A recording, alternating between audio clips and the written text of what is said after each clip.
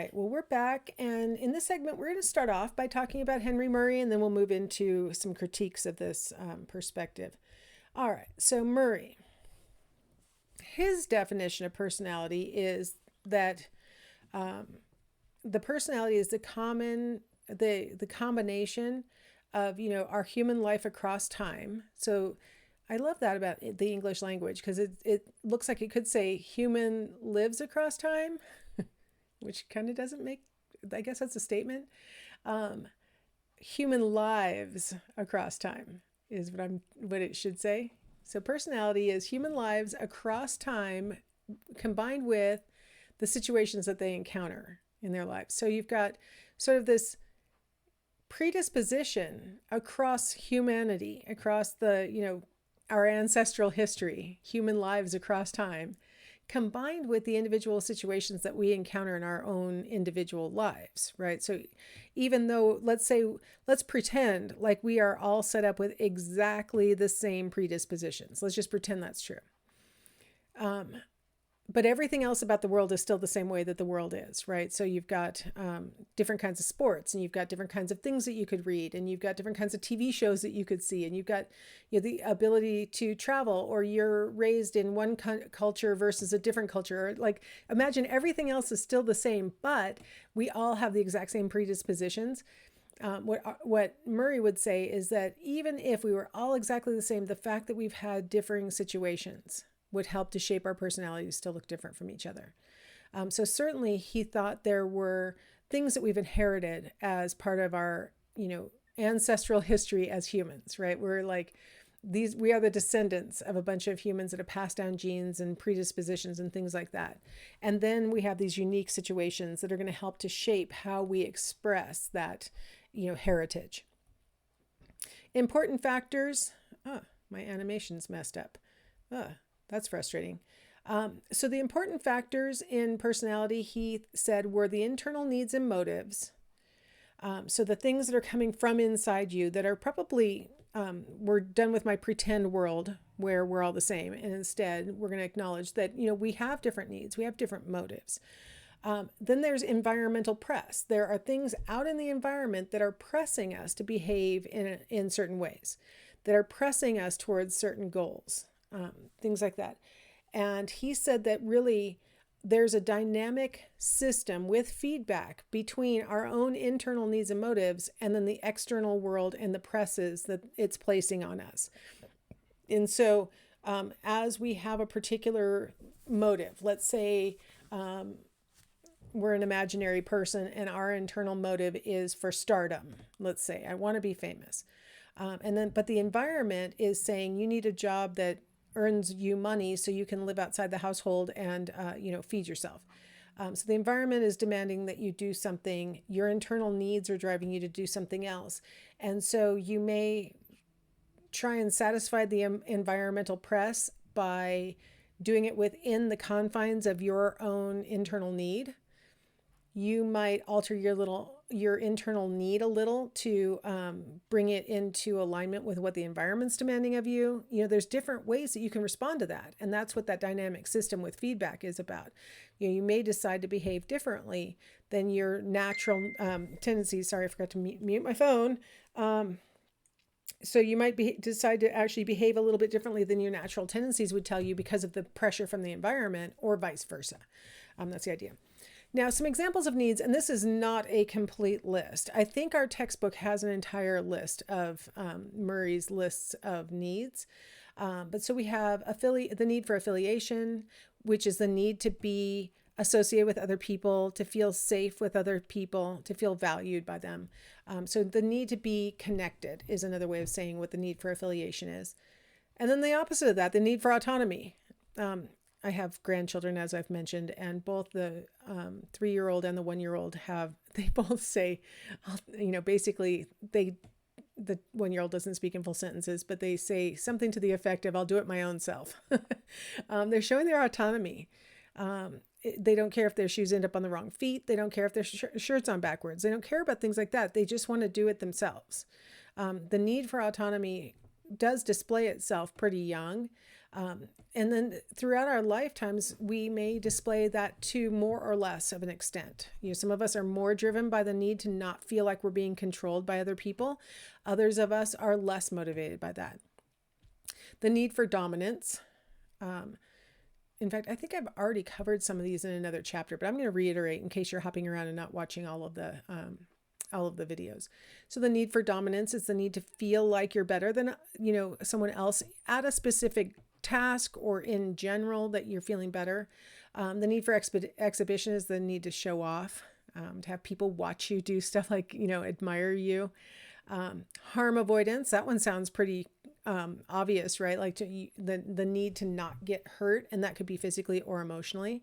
The need for nurturance, right? The need to be nurtured, the need to show others nurture. So those are all parts of his needs. And there's a much longer list, but I just wanted to give you some insights and hopefully remind you. Now, I know I'd covered the thematic apperception test with you before, and you might have wondered why is it called that? Well, thematic is referring to Murray's concept of thema. Thema are your combination of needs. So you have a unique combination, and he called it your typical combination of needs because in a given circumstance, you might have a slightly different combination of needs than you might display in a different circumstance. Or if you have some of your thema being met, they may not be as pressing on you right now. And so you might be focusing on a different constellation of thema right now than you had been last week because maybe some need got met. So I'll go back to my I want to be a star kind of thing. Okay, so I want to be a star, but I have to feed myself. Well, I landed a commercial last week. So actually the motivation to try and earn a living is a little lower right now because I'm going to have residuals and stuff like that. So my thema this week might look a little different than my thema last week where I was striving trying to find an income. And now I might be able to focus more on like the artistic component. Maybe I want to take classes or something so that I can get better at my art or whatever. So my needs might vary depending on like which needs have recently been met.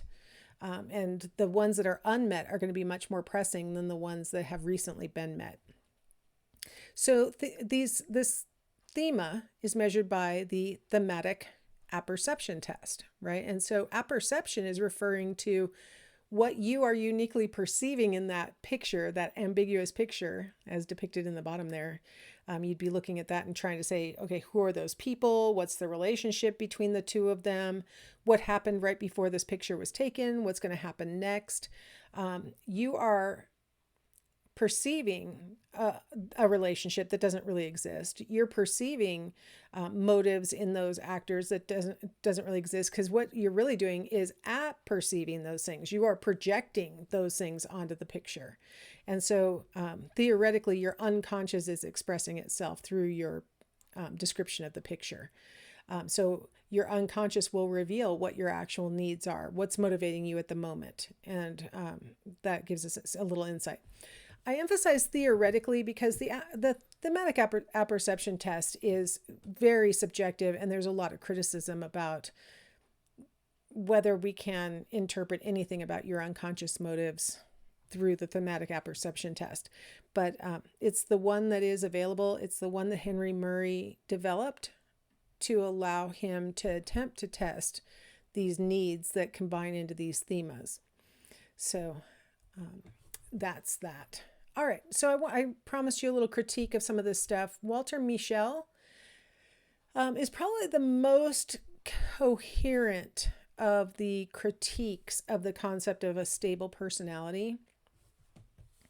One of the things that he points out is that if we have a naive observer watch you behave, so they're watching you, let's say we have a little get together and we have you and a bunch of classmates all just sort of mingling and talking and doing whatever you do at a little, somewhat stilted get together.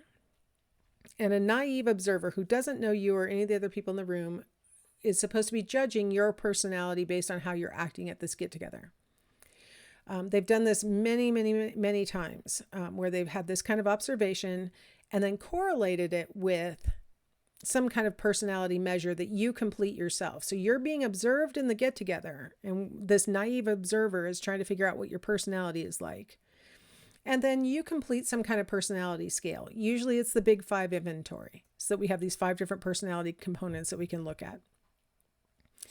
Mischel really emphasizes that correlations between your behavior and then your score on a personality test usually is going to be something around 0.30 or less, which is not a strong correlation.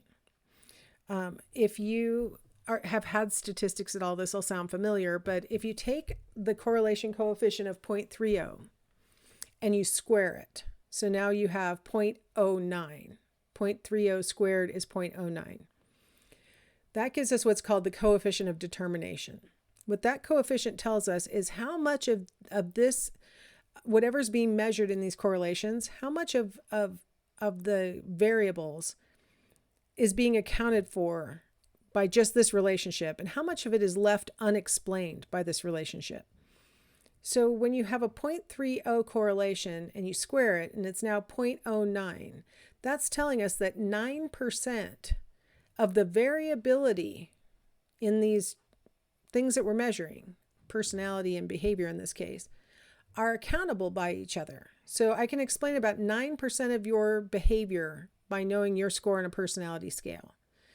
I can explain about 9% of your personality just by your behavior. That's not very much. That leaves, 91% of the relationship between behavior and personality unexplained, right? That leaves 91% of your personality unexplained by your behaviors, or 91% of your behavior being unexplained by your personality. So Mischel is making an argument that, yeah, we are seeing some things go together, but let's keep this in perspective, right? Personality may not be the best explanation for why you're acting the way you are at this get together. You might be acting like that through external pressures or other factors.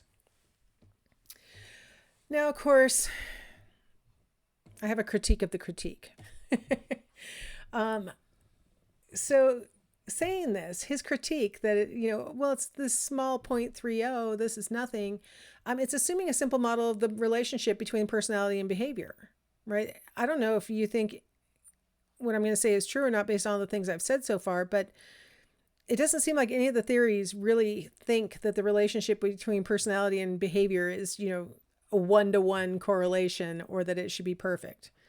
No one argues that the only thing that we can rely on to explain your behavior would be personality, something innate and inborn and consistent. Nobody seems to think that. But he's acting as if personality theorists think that is the relationship. Your personality will drive you to behave in certain ways. I think even the most rigid biological personality theorists acknowledge that there's some reaction to the environment that goes on in personality expression. The other part, his critique that it's 0.30 or less is kind of like, and that's tiny, and I emphasize, right, 9% of the variation being explainable, that isn't very much, but you know what? It's more than zero. It's like, it's not perfect. No, personality doesn't explain 100% your behavior. Behavior doesn't 100% reveal personality. But if we can explain even, 9% or 10% of your personality being, due to behaviors that you emit in the person out in the world, or 10% of your behaviors being due to your personality, that's, we've got at least part of it explained, right? And now it's our job to figure out what the other 90% is. What else impacts your behavior? What else causes you to behave like this? So his critique is like, you're not explaining everything, so why are you bothering? And the critique of the critique is, hey, I'm explaining part of it. So, we'll get to the rest of it. But first we had to establish this part, obviously. But what I think Mischel is really reacting to is, like, I think some people think that if I could just know what my personality is, I would know why I act like I do. And that's a little bit simplistic. That's not what personality theory encourages us to do. If you could understand your personality, you'll understand part of why you behave the way you do. That's like everybody in personality theory seems to agree with that. You'll understand part. You won't understand all. So I think that's the critique of the critique. All right. So Mischel goes on to say that individual differences in meanings that people give to stimuli and reinforcements will account for individual differences in behaviors and stuff like that. So he talks about like competencies. You know, some things that are really easy for you, let's say, are very difficult for someone else. And so those differences in competencies, he says, are more important than, personality differences. So something that's easy for you, you're going to pursue that again in the future, perhaps. And you're going to say, well, I'm really good at it, so I'm going to do it again. Whereas another person might avoid that. Is that evidence of personality, or is that evidence of competencies? He also points out encoding strategies. He focuses in on those schemas that we keep seeing over and over again across the quarter, these mental frameworks that we develop across our experience with life, that provide us with structure for encoding new information, for retrieving old information, making sense of what we're experiencing. And so schemas are entirely experience dependent. Like your schemas are a reflection of the experiences that you've had in life. So he talks a lot about experience, obviously causing us to view things differently from each other. That it's not necessarily something innate called personality, that it might be something that has developed over our lifespan called a schema. Expectancies. Right now, we've had feedback in the past about whether our behavior is successful or unsuccessful, things like that. And so he says those kinds of expectancies that we've developed help to determine whether we display a behavior in a particular situation. Right? We've talked about self-efficacy in the past, the idea that I feel like I'll be successful, so I'm more likely to try it again. Things like that. And then the final thing he points out as being important in determining individual differences would be the plans that people have. Like before I even enter the situation, I may have had a plan for how I'm going to behave in that situation. And so we may not be displaying our personality. We may be displaying basically our agenda, like what I was hoping to achieve in this circumstance. So he says there are a lot of things that can account for individual differences. Of course, the critique of this critique is, well, yeah, and maybe 9% of it is due to innate stuff, and maybe the rest of, the individual differences are due to these things. The behavioral signature, he said, is our recurring situation behavior relationships. And this sounds a little bit like Sullivan in the sense that he's arguing that we place ourselves in certain situations repeatedly because of maybe past experiences with that situation, or because it fits into our ultimate plans for ourselves. It fits in with our competencies, whatever. And so we find ourselves in similar situations that then elicit similar behaviors in, every time we're in that same situation. And so that's what contributes to the apparent consistency of our personality, is that we keep putting ourselves in similar situations. The other thing is not only do we put ourselves in the same situation, but that situation might be populated by the same basic people.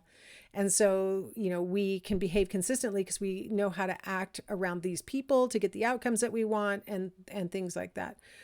So he really underscores the importance of these factors that are on the slide right now, rather than saying you were born to act in a certain way. That the situation, in his opinion, is just as important, and maybe the situation over time, right? So that we could develop our schemas, or the situation over time so we could develop our outcome expectancies, and things like that.